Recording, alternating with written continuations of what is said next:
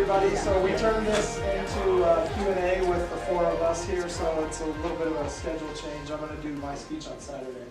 I'm Kierre, Reeg, Colin, Cantrell, obviously, the creator of Nexus. You have Keith Smith and Preston Smith here.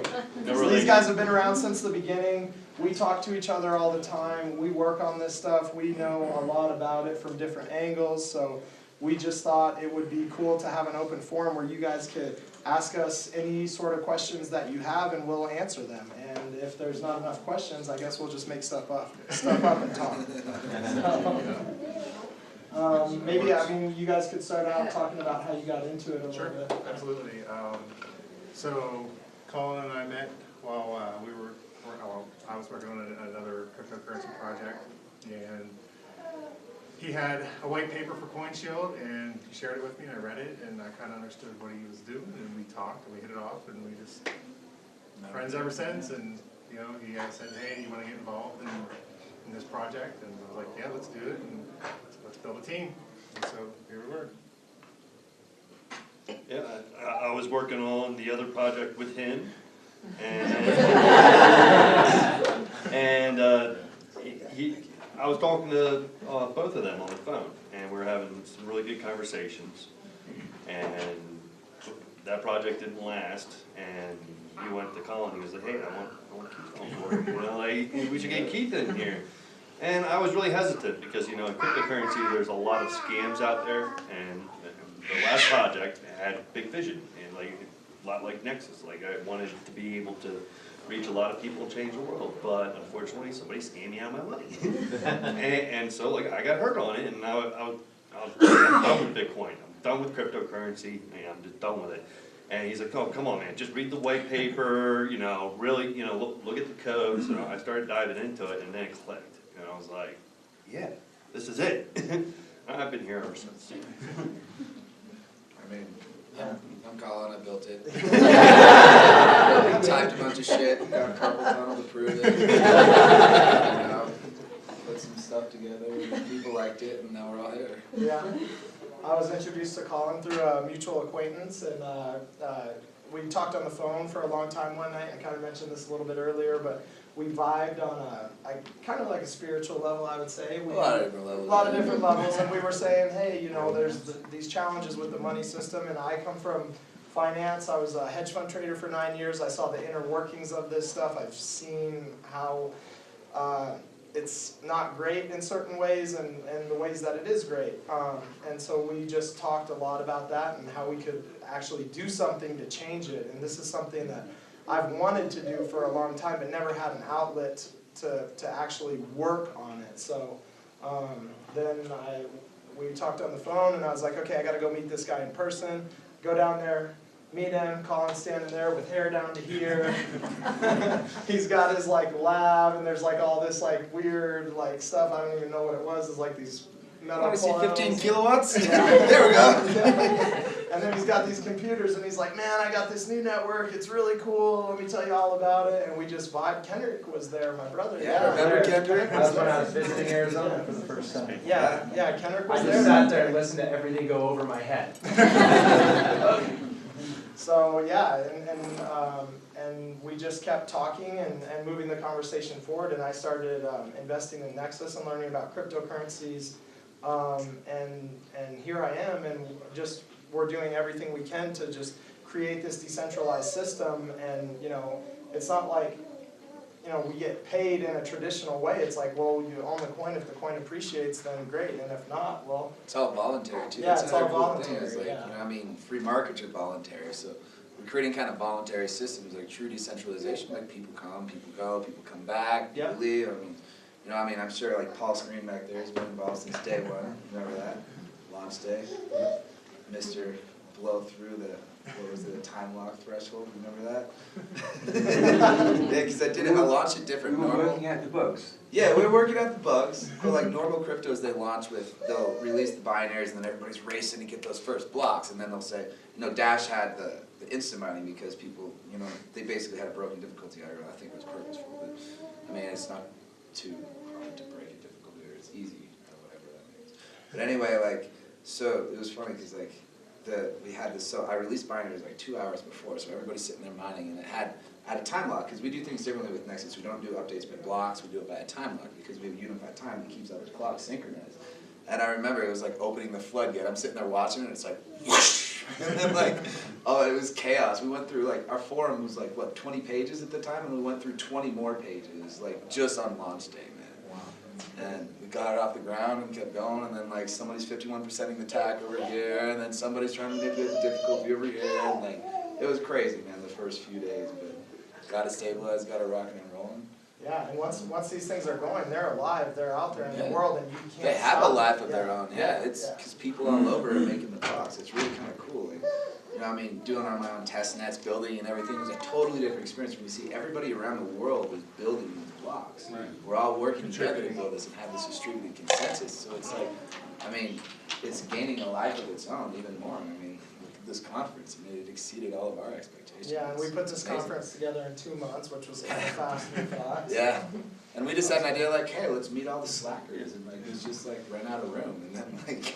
Yeah, something like this usually takes about a year, so. Yeah. There was a lot of work by everybody on the team. 12, and 14 hours. our team grew because of it. Yep. We've got new people coming in now, which is a great thing, because that's kind of the point. We wanted to attract good talent. Yep. In blockchain space, there isn't that many developers out there. There's not that many of anybody that's willing to really volunteer their time or work on something like we've been doing. And because of that, the lack of it, you got a lot of people promising things and not coming through on it. And you see it a lot with the whole ICO craze. Oh Big my gosh. big promises. 2014 all over. Yep, and that's kind of where CoinShield, which was, you know, what Nexus came from, that's what it was. It was designed to attack those types of scams, you know, empty promises, and give people something in return. So he kind of, rather than going that route, he went a different route. And That's it's when like, we started really discovering, like, I mean, at first it's like, we've got this blockchain, we've got this currency, we've got this economic backbone that we can start creating, because, I mean, I started in 2013 when I figured out about it, because I do an alternative energy research. I mean, I looked into the past and it's like, well, Nikola Tesla, he died penniless. Why? Because he was at the whim of the monetary system. He wasn't well funded. Wardenclyffe Tower never got to the people, which, interesting enough, is based off of the Pyramids of Giza technology. If you know about the aquifers, flowing water produces ions. When you create a high voltage, that you can find a certain resonant frequency in the atmosphere that causes electrical power transmission, so you can actually wirelessly transfer power.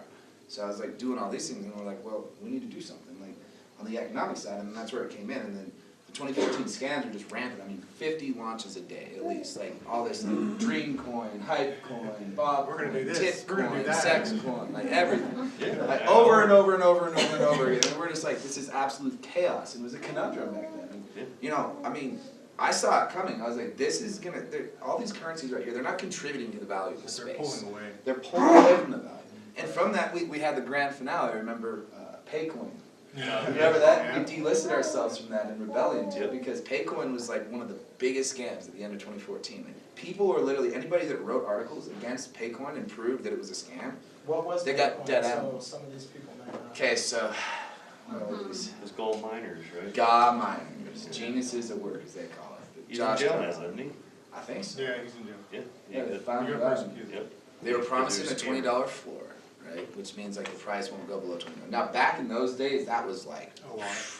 Yeah. It wasn't Ridiculous. $300 yeah, Ethereum. they had these huge mining farms, right? And Yep. so they created these hashless shares basically, which kind of, I guess it was you buy mining power, but it's kind of a scam because you can never really get that much if you're paying that much and whatever, it never really works. So they launched this whole platform from it, and right when I said, we were on CoinSwap at the time, remember? Because we weren't on any exchanges, because like, the code's so different, like, we spent so much time on it that it was not reverse compatible. So all the exchanges, and exchange owners were the same with the crypto, they didn't know how to do anything but clone another exchange. Well, even today, which is it? What's the wallet? Yeah, Konami's been trying to add it for like 4 or 5 months. Right, because the architecture of Nexus is actually different. A lot of the Completely coins different. out there are very, very Copy-paste. close to Bitcoin.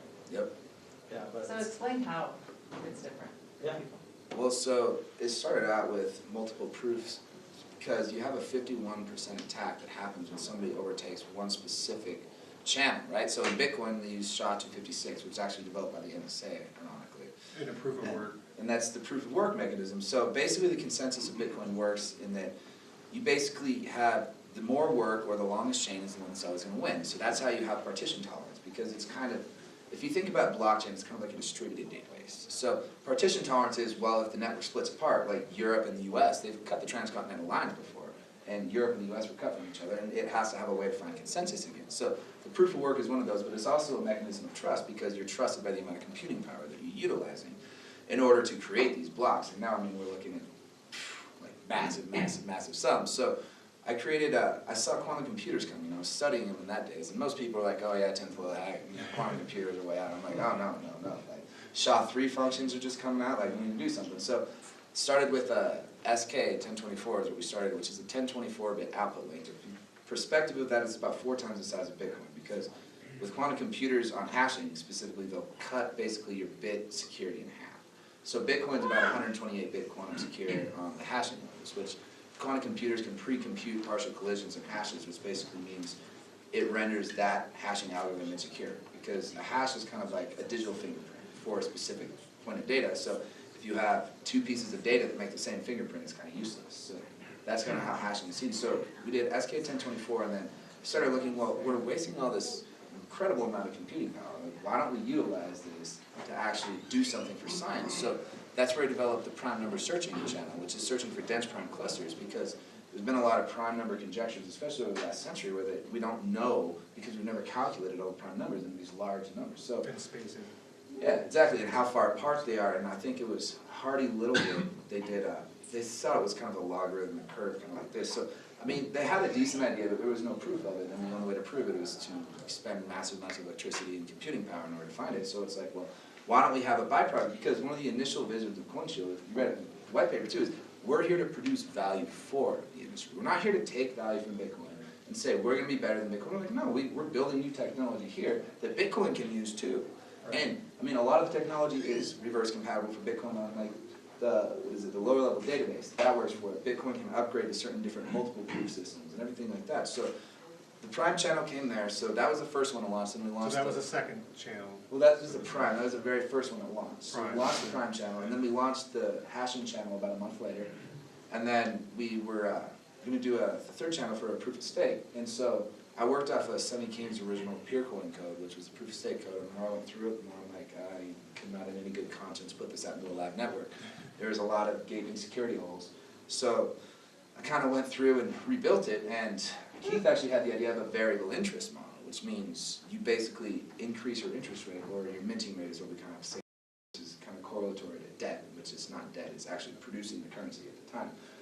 But what you do is you hold your coins in your wallet, and from that, that's your cost, which builds that trust. But then I developed the trust system, the trust keys, and that's where that all came in, because you started realizing, well, you know what I mean, people all over the world, they don't have money. Not everybody has money. People in Africa are still striving to get food. I mean, there's economies of debt, but everybody has time. So what if we can make something that's a mechanism that allows time to become not only a security model, but something that can help level the playing field, because everybody can spend their time in equal opportunity with one another.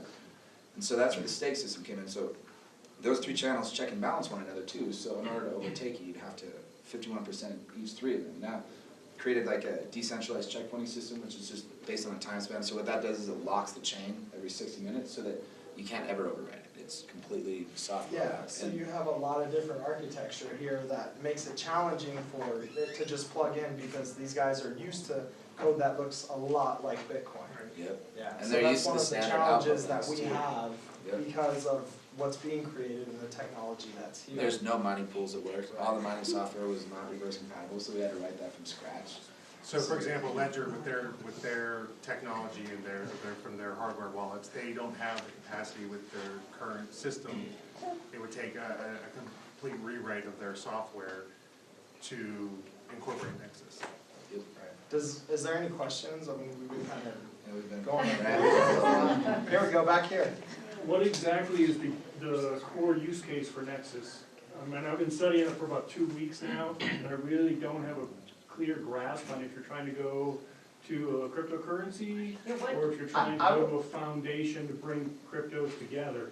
Well, it's kind of all of those. I mean, the use case is like the development of an idealism that helps kind of bring us together and connect together. You know, that's what Nexus means, a connection between 2 or more things.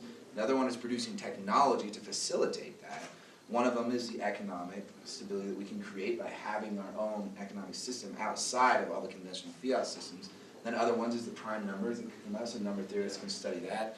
The other one is building trust up in the network, and then the lower level database and the lower level protocol, and then eventually the lower level crypto are actually, we're creating the L4 stack, because right now we use a LAMP stack. So that's Linux, Apache, MySQL, PHP, and that's what most websites run on these days. But we're creating the L4 stack, which we're gonna actually, we'll talk about current later, but that's gonna be a use case powered by it. So that's another, like, it's not just a use case for crypto, it's useful in the outer world as well. And so the L4 stack is actually going to kind of, I mean, when it's done, revolutionize a lot of the way the internet's done, because a lot of this architecture that we're using these days was built in the 90s. And then people just keep throwing more code in there and copying and copying and copying. I mean, So he's saying, I mean, the technology can be applied to a lot of things, but I mean, at its core, there is a cryptocurrency there. It's designed to be able to scale up to worldwide transaction loads. So this is a contender for one of the leading cryptocurrencies. That's what it is, because it's got that technological core that can actually do it. and that's what And the it can Tau is. scale, Yep. yeah. The Tau is like a 3-part update series, we'll just call it 3 hard forks for lack of better words, that upgrade a Bitcoin-based blockchain into a Nexus multidimensional chain. And I'll reveal more about that architecture tomorrow, but like, one thing that you need with cryptocurrencies is you can't have arbitrary limits, because what's happened with this block size is the fee markets have gone through the roof, and people can't get their transactions confirmed. It makes it really hard for people to start adopting the technology. So another big thing that we focus on is making it as easy to use as possible, and that technology helps it. Like Ernie says, grandma just button. Right. So it's kind of a little bit of like, when I define it, I say we're a crypto, but we're also a network. So the network itself is all those other things that, Colin's describing. The crypto is Nexus, and that's what's traded on the exchanges, and that's what you can trade value with. But the network itself is a whole different game changer in what we're doing and what we're doing with the CubeSats and Yeah, well, that's using the hardware levels. I mean, look, Right. Europe and the US got cut because of transcontinental cables. Like, I don't know if you guys know how the internet works, talking between Europe and the US and everything, but when I found out about it, I was like, oh my God, like, they string cables across the ocean floor. All the way across, all the way from here to Europe. And they keep those locations top secret. 50 years old. Oh yeah, some of them, yeah, and they're always, I'm like, I talk to people that are down on those levels, and I'm like, you're always breaking out. They're like, oh yeah, I'm like, And 99% of all the internet traffic runs through there. yep.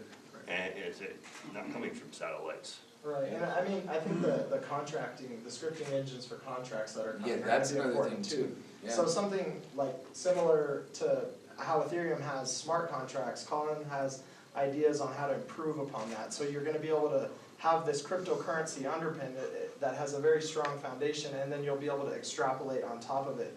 A way to think about it is kind of like, a good analogy that seems to work for people is kind of like the Unity engine for games, that's what it's called, right? It's like the core engine that a framework that they build video games on top of. So then, The you can Unreal build, engine. Unreal is, Yeah. I heard Unity from Ashley, mixing my brain. The Unreal engine, so yeah, they build all kinds of different video games on top of it. So Nexus can be thought of as a framework that has a cryptocurrency, that's a very, very highly important part of it. It's a blockchain, and there's going to be multiple use cases that can be built on top of it. It's given to the world for free, so. Would that complexity eventually become a weakness? I mean, I'll just define it from somebody that said much smarter than me, I guess at the time. I was just thinking about him the other day, Robert Cohen, was working on water-powered cars. I just rode on the airplane with him. He says, complexity is simplicity multiplied. He says, look at this airplane, right?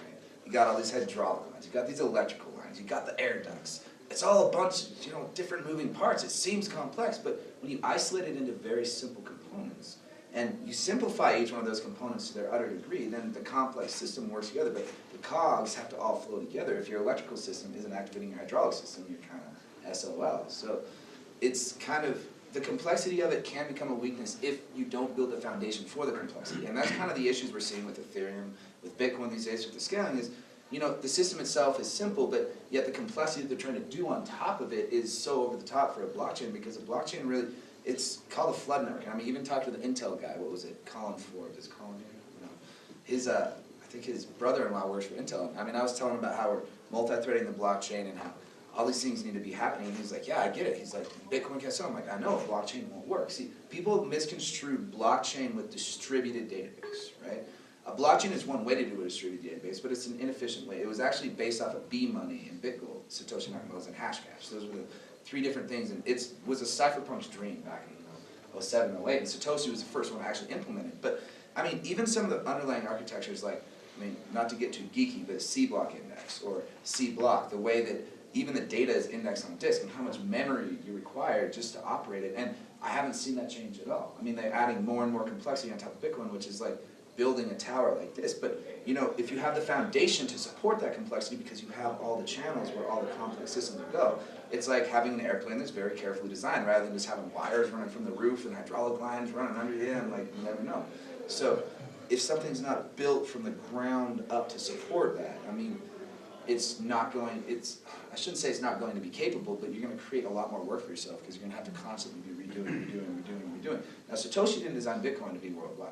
It was just kind of a little hobby, let's do this, whatever, and then WikiLeaks came out and he started adding it, and he's like, oh, hell no, like, I'm out. Yeah, he said it, it's right when he left. And so, I mean, he had good reason to, you know, because of the fact that central banks do not take kindly to it. But then, I mean, on the contrary to it, like, if your name's not out there, there's always this mystery that people are going to be creating more and more energy to it, and like, who is Satoshi, who is Satoshi? And then Craig Wright comes out and does his little scam, and then everyone's like, oh hey, and then the IRS is going to his house and everything, because there's a pressure built up, because everybody wants to know, but keep it flowing, like, and that's one reason, like, I kind of came out, I mean, Paul Screen remembers the days when I was anonymous. I started out for a couple of years completely anonymous. I kind of came out and said, hey, here I am. People were like, you know, you got a target on your back. I'm like, probably. You know, I can tell you some stories about that, but we'll save that for another day.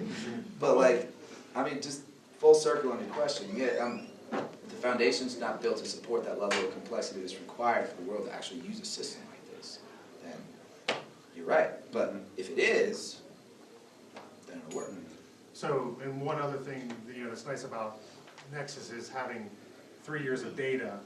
Colin's watched the network, he's seen what works, what doesn't work, seen other systems, attacks, where they come from, and his plan, you know, his plan for that, and has taken those issues and worked it into Tritium and Amy and Obsidian for the updates, and that's very valuable. A lot of projects don't have that much data, and they don't have all the... Because everyone's always like, we're going to be the biggest, the best first. Right. And we're like, I don't know, like, you guys can all go first. We're just sit here and learn from you and watch all your mistakes and make sure we don't make them. You know? And that's where it's kind of grown organically. I mean, it grew from zero. And we weren't on an exchange for 3 months, and then we delisted ourselves, and the only exchange that had us, and people were like, you guys are crazy. We're like, no, principles first. Yeah, and I think that's an important thing for a money system. I mean, you know, Bitcoin, the whole market just touched $170 billion. I mean, when are we starting to deal with real money here? So this needs to be taken seriously. And I think it's smart to sit back a little bit and let the market do its thing and keep building the foundation very slowly, very methodically, so that, I mean, this is a system that could theoretically be around for a very, very long time. And it needs to be built right. So that the way he's approaching it is what gives me a lot of confidence in it, and why I keep, you know, doing all these things and working on this and believing in it so much, is because of the way that, you know, he goes about building this architecture. So, you know, good job. I do my best. Is there any other ones out there that are like Nexus, or? No, I mean, we're one of a kind. We're our own little, I mean, the community is its own, like Cube Satellites is its own. It's its own oasis. Yeah, and I mean, I'll say this, I would not be in crypto if it wasn't for Nexus. I would have left a long time, because crypto is so, Chris knows, it's toxic. It's horribly toxic. And we're just like, nah, like, whatever, like, we're gonna just do our thing, and it's like, people always don't remember, this is the best kept secret in crypto. They're like, oh man, our hidden gold mine is out now, oh damn it, like, because it's like, I mean, when the world's going crazy, we need safe spaces to build and incubate, and that's where some of the greatest things come from. Like, creativity is a very delicate energy that comes, and it has to come from a place. It's from, like, safety, I guess you can say. And like, I mean, I notice like people in the crypto sphere, they tend to attack each other, and they tend to use each other, and they tend to compete. And you know, I mean, back in the days of CoinShield, I'd say cooperation, not competition. I'd have people laugh at me. Ah, you're so crazy, and I'm like, yeah, whatever. We'll find out. And some of these people who are going kind of the more greedy way with this stuff, like, it's very short-sighted. This is a very, very key thing for society. It's how we transact energy between each other. Exactly. And this is building it for the internet age. It's building it for the next hundreds of years potentially. So like Transitionary system right. into people learning how to govern themselves. But Right. until then, we need. I mean, I guess we could say like so the analogy that works is to the go out there upgraded. and be greedy, right? Oh, It's it's shooting yourself in the foot. extremely short-sighted, and it hurts the industry. So that's one of the kind of principles around what everything that we do is to stay away from anything like that, and to if we see something out there that's like that, to tell people about it and say, hey, you know, you might not want to go down this road. And like we have to watch a program. Like I mean, we launched the white paper 11/11, 11 seconds. We coordinated all of us, right? Because I mean, we're the weird number guys. And we put a timer on, and that was the biggest mistake we've ever done, dude. People just have this like addiction to a timer. They're like, bye bye bye bye bye bye bye bye bye, and the timer goes out, and they're like, now what? And then it went up and Like, boom. But like, yeah, I mean, certain things we have to like countermeasure. Like we're just like, okay, no more timers, no more timers. We spent a lot of time avoiding hype. Right. Yeah, And we do our best. That was a situation where hype manifested itself by accident. In a short period of time. Yeah, like very literally short. 12 hours they doubled the price. People Yeah. doubled the price in 12 hours. We're like, Jesus Christ, people, don't you realize that's not stable? I mean, have you ever seen a tree that grows super fast, like a pine tree? It grows so fast. Yeah, it gets really tall, but I mean, Yeah. super weak. But the oak tree, I mean, it grows so slow that, I mean, even us during the Renaissance, or the, Revolutionary War, we built our ships out of oak. And their cannonballs would go, boop, pop off our holes, because oak is such a dense, strong wood, because there's time for everything to fill and take its place. When things go too fast, we miss all the things around us. We miss these little details that come to bite us in the ass later down the road. Yeah, and I think, I mean, this whole crypto movement's also important because it could be the future money system, probably will be in my estimation. Oh, yeah. I mean, blockchain it will be there, it will be there. And it also pushes back on this 1984, Orwellian type of ideas. Yeah. So that's another big thing for me is like, hey, if we can do something about it, let's do something about it. I mean, you guys heard, some of you may have heard the judge speak today, and you heard Colin's dad. I mean, these guys have real world experience in this stuff, and I think we all know about it more, and sometimes we don't even like to look at it, but if you look at it and you see it and you're like, well, hey, this is a way to kind of push back on that a little bit. So if you like what you see, you like what you're doing, like, we want people to join in and help out. That's why the Slack, this is a very open thing, this is a decentralized system. Like from just quoting from the speech earlier, and like this is a good analogy I found really effective. It's a little bit shocking, but like you got a hammer, right? Now somebody can go beat somebody's head with that hammer, they can build a house. It's about the tool, and it's about having the proper ideals and philosophies with it. And so, I mean, ultimately they're just tools. It's up to all of us to figure out how to use these tools for the greater benefit of all of us. Now, if we just use these tools for more greed and everything, we're going to just turn it into another centralized, corrupted system. Like, I mean, certain mining centralization has done that to Bitcoin, and developer centralization, which Roger Ver has been trying to break out. People say, oh yeah, you big blocker conspiracy theorists. I'm like, here's a quote from Satoshi Nakamoto on Bitcoin Talk telling you how to scale the block size and the reasons why they reduced the block size for the time. Yeah, he only created Bitcoin, Yeah, I mean, he didn't do anything. Yeah, but he has notes. His notes are there. Yeah, I mean, it's just forgotten, and it's like, I mean, why are we not listening to these things when, I mean, it's kind of, I'm seeing like, I mean, for lack of words, the banks infiltrating. Like, I mean, Jamie Dimon, right? He just said, oh, Bitcoin's a big scam, blah blah blah blah blah. Well, on the other side, they're buying XBT shares and driving the price up, and it's like, dirty hypocrites. And I think, I mean, in the positive side of it though, like, it's good because people are learning. People are learning to think for themselves, to look into things and say, hey, look, like, I see these guys that are informational authorities, financial authorities, and now we're realizing they're kind of full of it. If you could survive a year in crypto, Yeah. you survived. Yeah. I mean, that's, Now we I think it was we've been Mirax through. that said that, Mirax said that in Slack.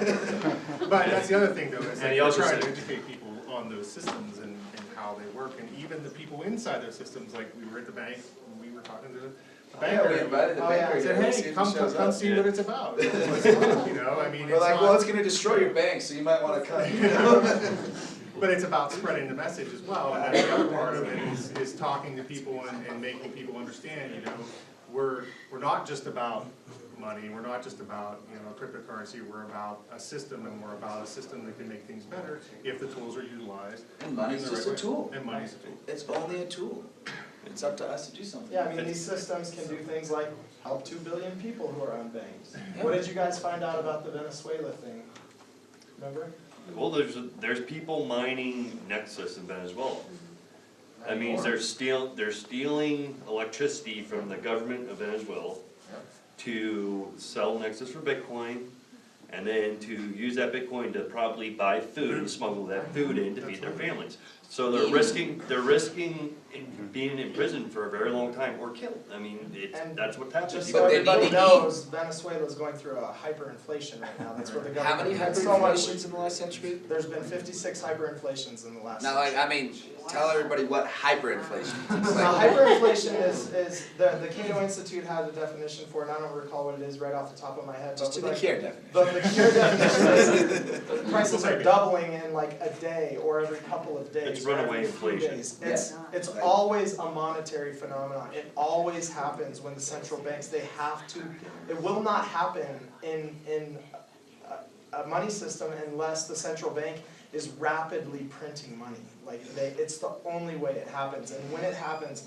it strips the wealth of an entire nation. It's a hidden tax. And that's why these systems are so important, because they're mathematically secure and regulated. You can't manipulate. It's how the government money. gets out of debt. Yeah, What's that? and it's It's not. how the government gets out of debt and solves the Yes, deficit. this It's is $1 million exactly- deficit. This is how we can exactly. It's a fix it. tax on you to take your money away. If they actually tax people what they spend, our taxes would be so high, we wouldn't have a government, we'd overthrow it already. So what they do is they hide it through inflation, and instead they just print the money.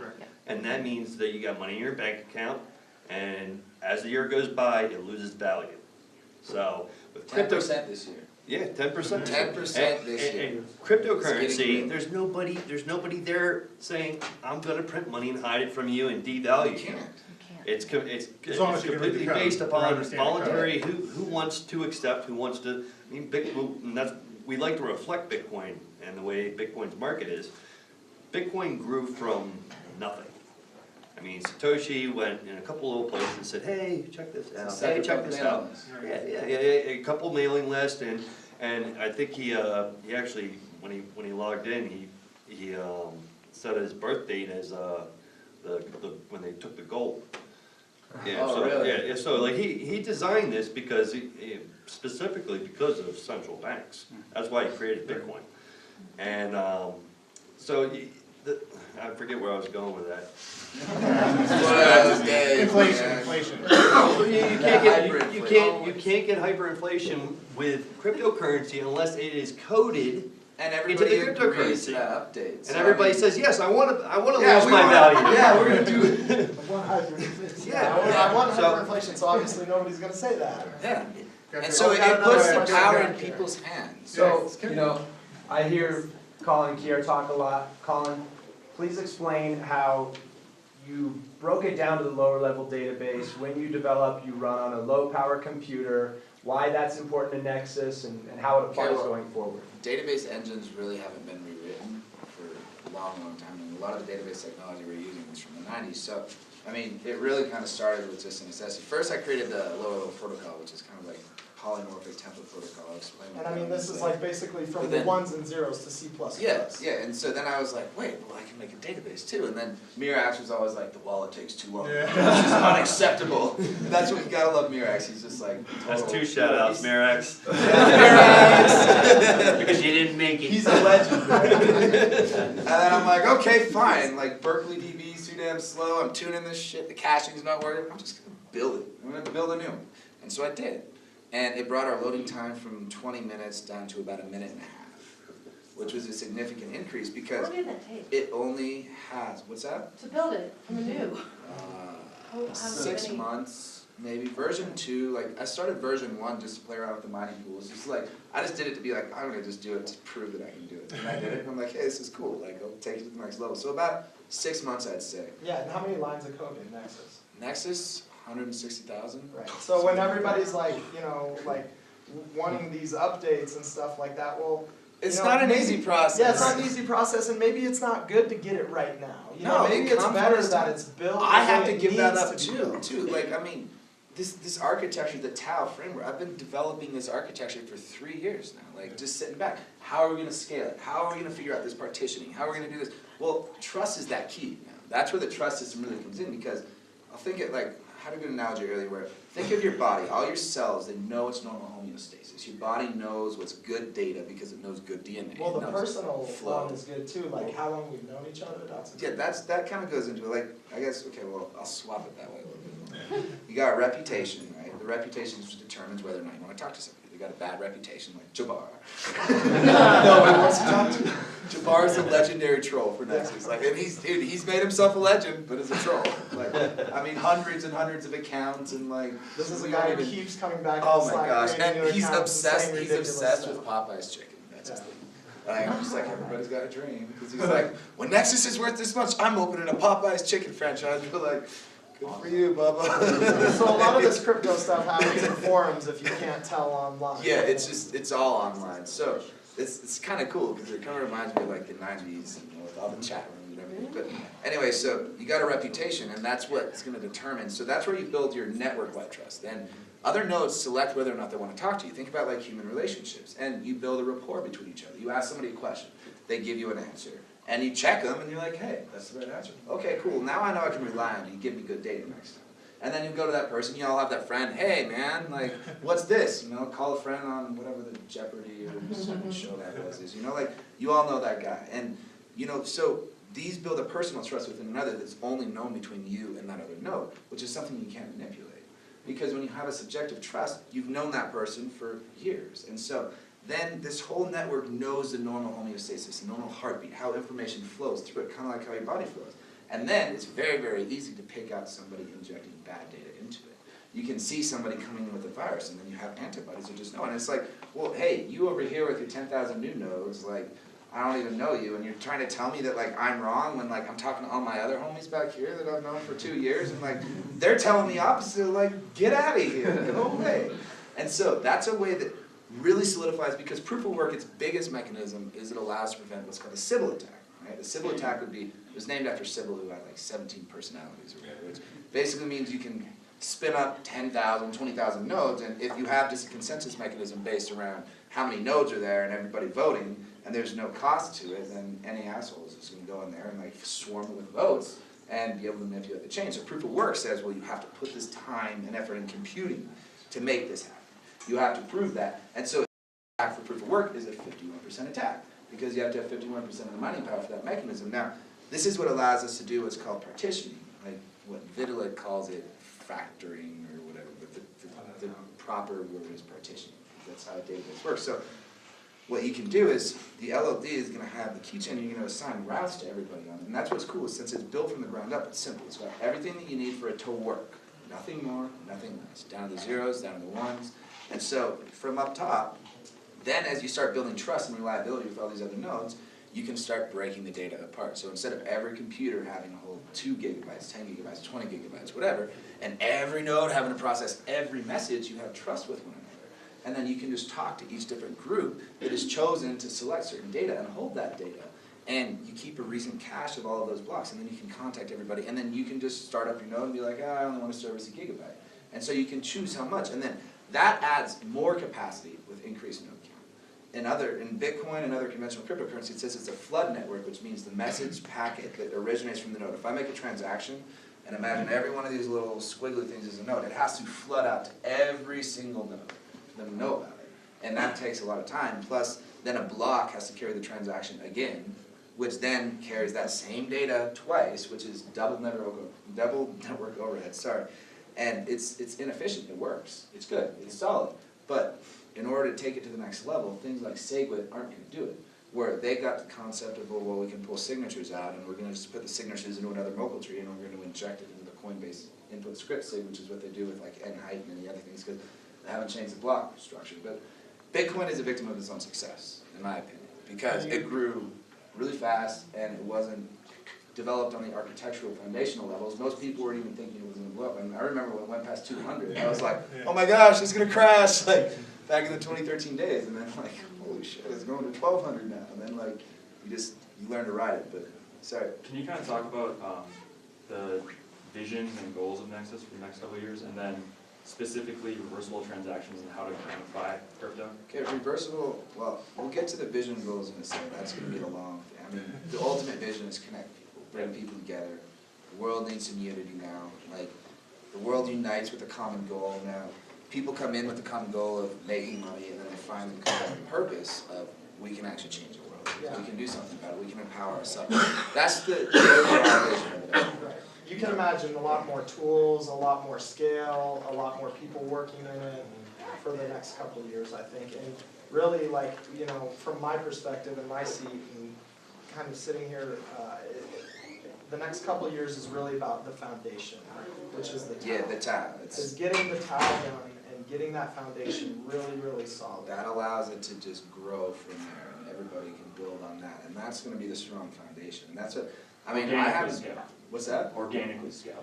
Yeah, I mean, no limits, because all you gotta do is fire up some more nodes, and they're gonna store more of the data. And, you know, we'll get to the multidimensional blockchain, but that allows it to just not have any arbitrary limits on how transactions are processed. But And also, the idea is for other people to be able to build on it, and take it and do things, and, you know, like, I mean, I don't have to compare us to Ethereum, but, you know, people have different things that they do on Ethereum, but people will be able to do things. Johnny Gymnasi, we're talking about doing things with, you know, environmental issues and that kind of thing, and you'll be able to build upon that once that foundation is set. Exactly, and like getting rid of the corruption with certain developing, because you have developer contracts, and those will be network-wide voted, so we can hire and fire developers on the terms of the contract of how much they should be paid. And then that's withdrawn from the reserve, so we can control how much is coming in and out. Same with ambassador contracts, with missions like, hey, let's throw another conference, and let's do an ambassador contract. If you guys don't like it, fire us and hire somebody else. You know, I mean, it's about ultimately the public wants. Could you explain the actual, like, these developer keys that they're getting, like, how would they work? Because how does it make them money by having one of these? Well, so what they'll basically be able to do is they'll put a petition out to say, hey, I'd like to code for Nexus. I'd like to do this. And it's going to go out to the network, and then everybody's going to say yay or nay. And the terms of the contract will be, I want to be paid this much for this long, for, you know, an expiration time, a 6-month time, a full time. And then people vote if they like it or not, and then they'll have to, kind of like a market, they'll have to shift their bid to make something that the network likes. Right now, there's the developer keys, which are kind of, they're still remnants of CoinShield. So Tritium is actually completely eliminating those because they're just not the proper way to do it in a decentralized fashion, and that's where the contracts came from that. So think of it, it's going to kind of be like a financial contract. It sets terms of how much is deposited per week or per day, so they can have paid directly from the network, minted, but then they'll also be susceptible to being productive, and if they're not, then the whole network can therefore fire. Maybe explain to the voting groups and how you want to set that. Okay, so you kind of, there's different types of resource input in the system, so you can't just say 51% mob rules. What you have to do is, I mean, kind of Republic style, where you have different types of resource input that can balance one another. So you're gonna have currency votes, you're gonna have, what would be trust votes, which would be your proof of stake. You're gonna have prime, hash, and ambassador and developer. So all of them will form different groups, and then that's gonna be the consensus of the network. But in order to get to the voting system, I could code it right now, but there's no point because it's gonna overblow the chain. That's where the TAO comes in, because we need, transactions don't necessarily have to be the transfer of a token. It can just be the transfer of one data to another piece of data in a way that cannot be altered. Okay, this is gonna kind of dummy down the whole conversation. That's okay. So, with the people that I'm with, they ask questions about the wallet all the time. And one of the things they ask, and I have no idea, is the connectivity. So it says you're connected to 4, 6, or 8. So would those 8 be in a geographical location, or is it just in the network itself, which could be anywhere? They're basically chosen at random. Okay. and then also selected based on the reliability. So it's a very primitive architecture right now, how they're selected. Tritium is making a lot of changes in that, but essentially what they're doing is they're going, you have your main seed nodes that it first connects to get seeds of addresses. It makes connections to different addresses, and it holds up to 8 outgoing connections at a time. And so every time you send a transaction, you're broadcasting it through 8 nodes at that one time, which then broadcasts to the rest of the network. So more connections generally gives you more reliability in your data being sent to the network. Okay, and then along with that, the connectivity. Would that connectivity work in the future when it comes to the satellites and the blockchain and all that? Would that brain power, so to speak, would that be used? Or is it a completely separate thing? Well, essentially the Cube satellites are going to be doing validation in space and caching that data and making it more available for people, especially in reverse on the ground as well. So people are going to be running ground stations and running these Cube satellites, and they're going to check and balance one another. So, I mean, yes, some of those connections could be to a Cube satellite, some of them could be to a ground station, but that's where we're still in the development of it, a new type of architecture, because we're going to have to kind of scrap TCP/IP. It's not going to really work. We're going to have to create our own type of routing system on it, so that you can basically connect to the mesh network without having to know exactly where they are or what they are, in a way that kind of how Tor does it, because I think Dino was actually just talking about that in the other room. Oh, we need to so- chat with Dino. Chat with him. Yeah, yeah. That's why we're here, though. Yeah, we're here to learn and we're here to teach. I mean, that's what we're all here to do, so. Right, because there's so many people working on so many different things in Yeah. crypto, and it's disheartening at times that, people are like, over here and I'm doing my thing, and my thing's better than your thing, but, we're trying to bridge some of that and try to pull some of those ideas, like, what he's done with the internet, and then, different folks who are working on different things, and try to bring that whole thing together. Yeah, so that foundation is really set well. Yep. And to go back on the trust, and we're talking about real world use, everybody here knows about having credit ratings. So you got a credit rating, and that determines, how much a bank will loan you. Well, trust is kind of like a credit rating, but without credit or debt. And what it is it's saying, here is how trustful I am. I'm trustworthy. And somebody that's a miner that's been mining a lot longer than a new guy is going to be more trusted. So it's actually, it's almost got its own value, is your trust key. And anybody that's lost a trust key knows. You lose a trust key, you worked on it so long, keeping that up, it's upsetting. It is upsetting. You want to just smash your computer and go have a couple beers. It's a proof of your contribution in time, which is very, very valuable, because, I mean, time is the ultimate currency. I mean, when we're working, we're trading our time for money at whatever rate. We're trading our sweat and blood. And this way, we can level that playing field, because everybody deserves equal opportunity to be successful in whatever way they feel. But not everybody has that opportunity. Like I was saying earlier, like, some people don't even know 5 miles from their house. Some people have never even left the city they're born. Some people don't even know that they are capable of more than working a minimum wage job. And if people start learning, like, hey, you can run this computer program, like when Tau starts activating, with locking transactions and earning money that way, people in different countries can just CPU mine it that way, where it's not going to be an arms race type of CPU mining. It's you're just verifying signatures and you're locking it, you're creating consensus and signing it and doing all of that with everybody, but you can earn money that way just by running your computer. And that's something that makes it so incredible. There's a billion people out there that have, a billion more people that have access to cell phones than have access to running water and like sewage. So if you put that in perspective, this really is a freedom device. This is what connects us all to each other. This is what's going to allow those people to break free from their warlords who, funnel the money supply aid into firearms to suppress their local village. In the future, a smartphone will be able to run a node. Oh yeah, they'll be able to lock transactions. Absolutely. Yeah, technology well, advances. that's where the full something that database has- partitioning, you're not going to need to store any data on it. You're just going to need to cache or recent transactions. So if you want it, you can, Yeah, if you want to. and the other thing is too, it's not just what we say, it's also what you guys ask us to build. Right, exactly, that's another. Remember thing about Windshield? ideas. Paul, you remember it when it started, June 15th? We're just like, hey, here's a couple ideas and we're gonna do this. And people are like, you should do this too. And I'm like, okay, you should do this too. You should do that. And Kierre's like, we should do this. And I'm like, all right, the more the merrier. And that's what makes something truly powerful, is like, not one person knows everything. I don't know everything. I'm not gonna ever fucking claim that, because that's just bullshit. So if I ever do, slap me. But ultimately, like, you know, I mean, not everybody can type it, but everybody has these ideas of what you want in your money, what you want your economy to do. That's what the United States government was designed to do, is be in service of the people's needs. Because people's needs are gonna change as they evolve, all the time. And that's what Nexus needs to be capable of doing, is being able to change, but also being resistant Yeah, and to corruption. it gives all of us a way to stand up and affect change. Like we talk about, like, you know, okay, go out and protest. Well, maybe that's not the best way to do it. Why don't we actually work on something that can help? Let's build things, Alternative. let's Yeah, stop let's destroying build things. Stop, just Yeah, build let's stop stuff. waving signs and Yeah, it does and nothing. build something. Yeah. Exactly, and start using it and see what it is. Get in the sandbox and play. Like some people are like crypto. I'm like, yeah, buy $50 worth and Right. play around. Right. Just, you know, Work it's- the wallet, find out what Frank found out, Yeah. 4-day connection. Go Like, lose what a does little this bit do? of money. Yeah, See how go it build a works. trust key and then lose it, and then get mad, and you're like, ah! Be like, Colin, when's tritium coming out? I'm like, when it's time.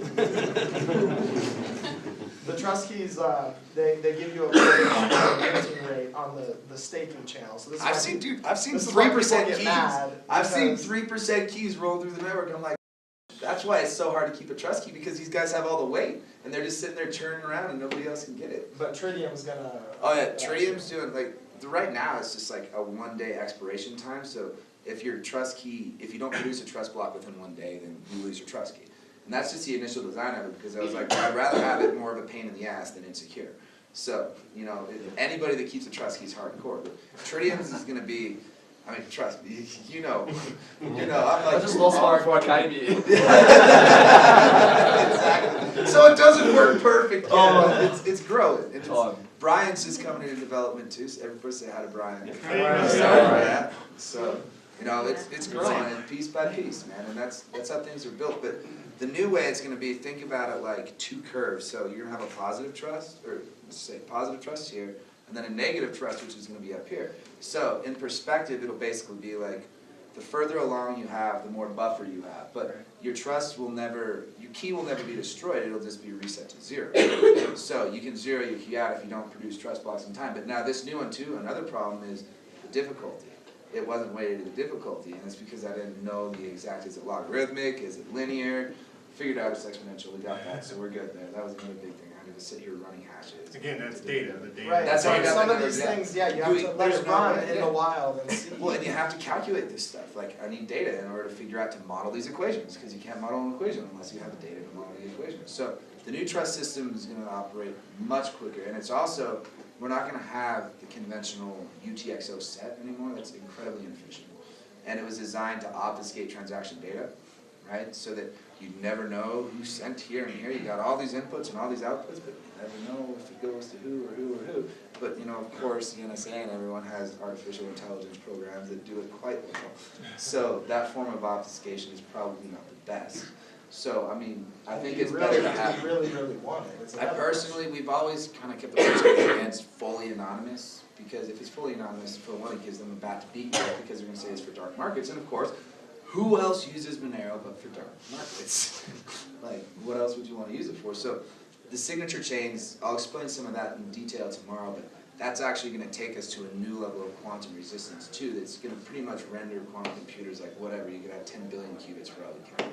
Doesn't matter. And one of the powers of it is using one-time signature keys. Now, if you have OTS, like, there's no point in cracking it, but then the problem with it is you have to have billions and billions of keys on there, so you generate your signature chain in a deterministic way, and then you have your PIN too, which kind of brings people, because I mean, I'll just say it for lack of better words, people don't like change. I mean, they want change, but they don't like change. And they're like, I mean, even me, like, I mean, I'm a techie guy, but I'm like, these damn chip things, like, I don't want to use this stuff, like, gosh, you know what I mean? I'm like, yes, my BitPay doesn't have a chip. Yes, I say the same thing every time. But now I'm like, oh man, my mag strip's wearing out down, and I kind of wish I had a chip now. But like, that's how it works. Technological adoption is like a bell curve. So what we're working to is like, to help, I guess, bridge these technological gaps to normal layman's people where your wallet can act kind of like your bank account. You type in your PIN number, you type in your password, and you can literally log into your own personal blockchain.